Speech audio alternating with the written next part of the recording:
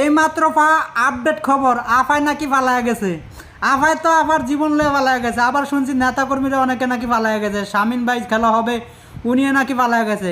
এখন তো ভাই আপনাদের জন্য আমার খুব টেনশন হয়, যারা ছাত্রলীগ যুবলীগ আছেন, যারা স্বেচ্ছাসেবক ছাত্রলীগ, এরপরে এরপরে অনেক কিছু আছেন, আপনাদের কি অবস্থা হবে বলেন?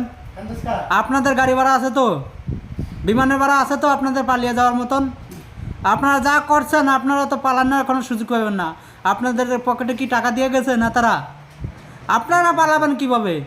আপাতত পালায় গেছে, আপনারা কিভাবে পালাবেন কোন?